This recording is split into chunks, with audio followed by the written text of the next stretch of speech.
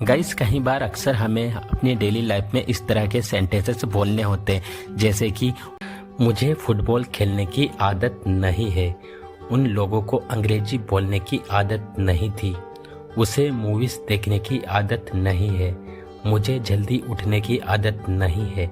तो गाइस इस तरह के सेंटेंसेस जो कि हमें हमारी डेली लाइफ में बहुत बार बोलने होते हैं और अक्सर आप लोगों ने इनका यूज़ किया भी होगा और बहुत बार सुना भी होगा। सो डोंट वरी गाइस, आज की इस वीडियो में मैं आप लोगों को सिखाने वाला हूँ कि इन्हें इंग्लिश में कैसे बोला जाता है। तो गाइस यहाँ पे आप देख पा रहे हो एक वर्ड है जो कि बहुत कॉमन है, हर जगह यूज़ किया जा रहा है, आदत नहीं है। तो इसकी इंग्लिश क्या होती है? इसके लिए जो फ्रेज यूज़ करते हैं वो है नॉट यूज टू, जिसका हिंदी मीनिंग होता है आदत नहीं है। तो चलिए गाइस इसका कंप्लीट रूल जान लेते हैं। तो सबसे पहले बोला जाता है सब्जेक्ट, उसके बाद में हेल्पिंग वर्ब के बाद बोला जाता है नॉट यूज टू, फिर उसके बाद में वर्ब में आईएनजी प्लस अदर वर्ड। तो चलिए गाइस यहाँ पे कुछ एग्जांपल्स लेते हैं ताकि इसे और बेटर तरीके से सीख सके। मुझे फुटबॉल खेलने की आदत नहीं है, I am not use to playing football, I am not use to playing football. उन लोगों को अंग्रेजी बोलने की आदत नहीं थी। They were not use to speaking English, they were not use to speaking English. उसे मूवीज देखने की आदत नहीं है। He is not use to watching movies, he is not use to watching movies. मुझे जल्दी उठने की आदत नहीं है। I am not use to getting up early, I am not use to getting up early. बच्चों को स्कूल जाने की आदत नहीं थी। The children were not use to going to school, the children were not use to going to school. मुझे जल्दी सोने की आदत नहीं है। I am not use to sleeping early, I am not use to sleeping early. उसे गौर से सुनने की आदत नहीं है। He is not use to listening carefully, he is not use to listening carefully.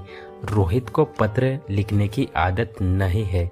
Rohit is not use to writing a letter, Rohit is not use to writing a letter. मुझे चाय पीने की आदत नहीं है। I am not use to having a tea, I am not use to having a tea. उसे ऊंचा बोलने की आदत नहीं है। He is not use to speaking up, he is not use to speaking up. मुझे काम करने की आदत नहीं है। I am not use to doing work, I am not use to doing work. उसे कंप्यूटर चलाने की आदत नहीं है। He is not use to operating a computer, he is not use to operating a computer. उसे पत्र लिखने की आदत नहीं है। He is not use to writing a letter, he is not use to writing a letter. मुझे झूठी तसल्ली मत दो, वह मुझे झूठी तसल्ली दे रही थी। मैं तुम्हें झूठी तसल्ली नहीं दे रहा हूँ, तुमने उसे झूठी तसल्ली क्यों दी? गाइस इस तरह के सेंटेंसेस जो कि हमें हमारी डेली लाइफ में बहुत बोलने होते हैं और न जाने आप लोगों ने कितनी बार इनका यूज़ हिंदी में किया भी होगा और अक्सर सुना भी होगा। सो डोंट वरी गाइस, आज की इस वीडियो में मैं आप लोगों को सिखाने वाला हूँ कि इन्हें इंग्लिश में कैसे बोला जाता है। तो गाइस इन्हें इंग्लिश में बोलने के लिए जिस फ्रेज का यूज़ किया जाता है वो है फेक एश्योरेंस, जिसका हिंदी मीनिंग होता है झूठी तसल्ली देना। तो आइए इसको यूज़ करने का कंप्लीट रूल जान लेते हैं। तो सबसे पहले बोला जाता है कंप्लीट सेंटेंस, जो कि आपका किसी भी टेंस में हो सकता है, ये आपके ऊपर डिपेंड करता है कि आपको बोलना क्या है। फिर उसके बाद बोला जाता है फेक एश्योरेंस। तो आइए इसको और बेहतर तरीके से सीखने के लिए कुछ एग्जाम्पल्स लेते हैं। मुझे झूठी तसल्ली मत दो, don't give me fake assurance, don't give me fake assurance. वह मुझे झूठी तसल्ली दे रही थी। She was giving me fake assurance, she was giving me fake assurance. मैं तुम्हें झूठी तसल्ली नहीं दे रहा हूँ। I am not giving you fake assurance, I am not giving you fake assurance. तुमने उसे झूठी तसल्ली क्यों दी? Why did you give her fake assurance, why did you give her fake assurance. झूठी तसल्ली देना बंद करो। Stop giving fake assurance, stop giving fake assurance. मुझे पता है तुम मुझे झूठी तसल्ली दोगे। I know you will give me fake assurance, I know you will give me fake assurance. मैं तुम्हें झूठी तसल्ली नहीं देना चाहता। I don't want to give you fake assurance, I don't want to give you fake assurance. मुझे झूठी तसल्ली देने की जरूरत नहीं। I don't need to give fake assurance. I don't need to give fake assurance. क्या तुम्हें वह आपके होते हुए मुझे कुछ नहीं होगा। आपके होते हुए मैं कहीं नहीं जाऊंगा। Don't worry. मेरे होते हुए तुम्हें डरने की ज़रूरत नहीं है। उसके होते हुए हम कुछ नहीं कर सकते। कुछ ऐसे सेंटेंसेस भी होते हैं हमारी डेली लाइफ में जिनमें हमें बोलना होता है आपके होते हुए, तुम्हारे होते हुए, मेरे होते हुए, उसके होते हुए, मेरे भाई के होते हुए। इस तरह के सेंटेंस को इंग्लिश में बोलने के लिए जिस स्ट्रक्चर का यूज़ किया जाता है वो है इन योर प्रेजेंस। मैंने समझाने के लिए योर लिखा है, लेकिन आप योर को चेंज भी कर सकते हैं गाइस। जिसके होने की बात कर रहे हैं उसके अकॉर्डिंग, जैसे कि my, his, there, are, it is या नेम। किसी का नेम भी हो सकता है। कुल मिलाकर यहाँ उनका जिक्र किया जाएगा जिनके होने की बात हो रही है।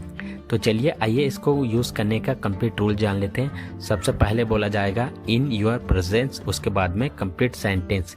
यहाँ पे कंप्लीट सेंटेंस किसी भी टेंस में हो सकता है, ये आपके ऊपर डिपेंड करता है कि आपको कहना क्या है। अगर आप चाहो तो पहले कंप्लीट सेंटेंस लिख सकते हो, उसके बाद में इन योर प्रेजेंस। तो चलिए यहाँ पे कुछ एग्जाम्पल्स लेते हैं गाइस, ताकि इसे और बेटर तरीके से सीख सके। मेरे होते हुए तुम्हें कुछ नहीं होगा। In my presence nothing will happen to you. मेरे होते हुए किसी से डरने की जरूरत नहीं है। In my presence you don't need to afraid of anyone. आपके होते हुए कहाँ जाऊँ? Where do I go in your presence. आपके होते हुए मैं कहीं नहीं जाऊँगा। In your presence I will not go anywhere. हमारे होते हुए ये सोचा भी क्यों? In our presence why did you even think this. आपके होते हुए मुझे कुछ नहीं होगा। Nothing will happen to me in your presence. मेरे होते हुए तुम्हें कहीं जाने की जरूरत नहीं है। In my presence you don't need to go anywhere. In my presence you don't need to go anywhere. हमारे होते हुए तुम्हें यह करने की आवश्यकता नहीं। In our presence you don't need to do this work. In our presence you don't need to do this work. मेरे होते हुए पढ़ने की जरूरत नहीं। In my presence you don't need to study. In my presence you don't need to study. तो guys आज की इस वीडियो में बस इतना ही। अगर आपको वीडियो अच्छा लगा है तो वीडियो को लाइक करें। अगर आप हमारे चैनल पर पहली बार आए हो तो वीडियो को लाइक और चैनल को सब्सक्राइब करना ना भूलें। मिलते हैं एक ऐसे शानदार वीडियो में। Till then take care and keep practicing about